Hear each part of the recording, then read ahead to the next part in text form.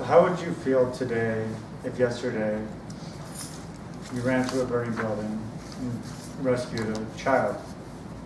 Probably pretty good, right? Not only that, you'd receive great recognition for it too. You might get to meet the mayor, get a key to the city.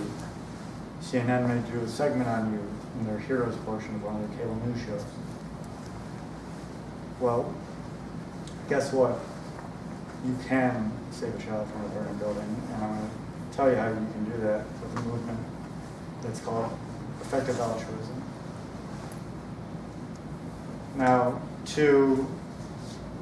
effective altruism can be explained in one simple sentence, or with one simple question. How can we use our resources to do the most amount of good possible? And we do that by using to find out what problems we want to focus on, we use three simple criteria. The problems have to be great in scale, that means it affects a lot of people by a lot. Highly solvable, that means that an additional amount of resources will go towards helping solve the problem. And it also needs to be highly neglected, that means relatively few other people are working on solving the problem.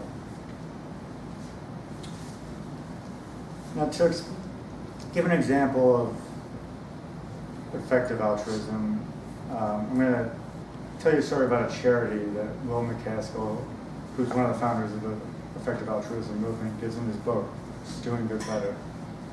And it's a charity named Play Pumps, and it was founded by a South African water engineer and marketing representative. And their idea for the charity was to create merry-go-rounds in African villages that also pumped water. Seems like a win-win. Kids get to play on a merry-go-round, and people get clean water to drink. And the charity was a media darling when it first came out. The media wrote headlines like "Pumping water is child's play."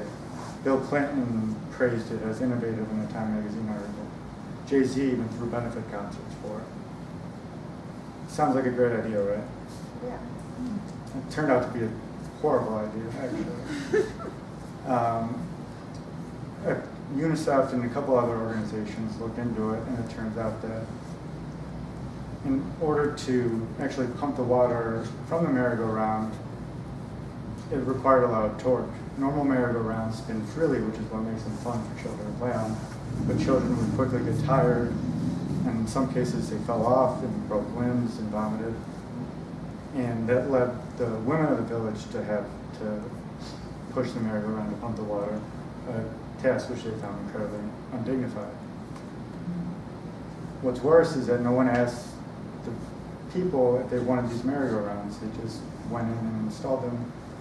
And when they actually did end up asking them, they said they much preferred the hand pumps that they use, which worked much better and were a fraction of the cost.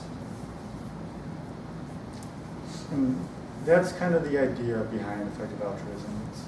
It may not be the most sexy, interesting ideas that you see in the media, but you want to focus on what will do the most amount of good. To contrast that charity, there's a charity that I personally support called the Against Malaria Foundation. And what they do is they hang up bed nets in sub-Saharan Africa. Now, malaria kills over 500,000 people every year, and long-lasting insecticidal bed nets are a proven way to help to greatly reduce the rates of malaria. So, and it's estimated that if you give $3,500 to the charity, it's about that amount of money that can actually save a human life, which is something many middle-class people could afford to give away every year.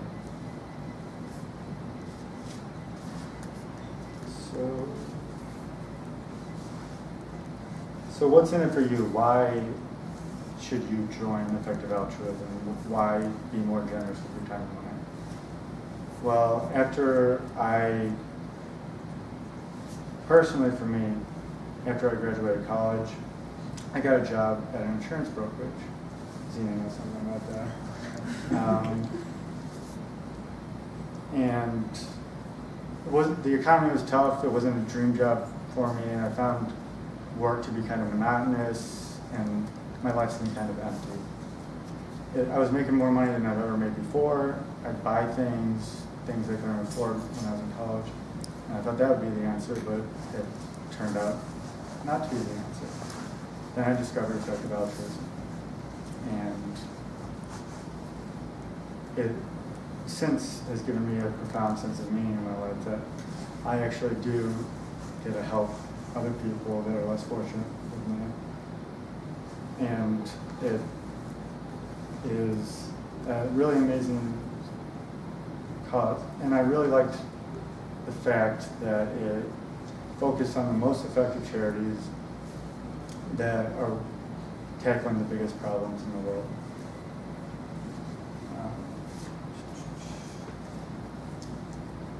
You may think that in order to make a difference in the world, you need to work at a charity or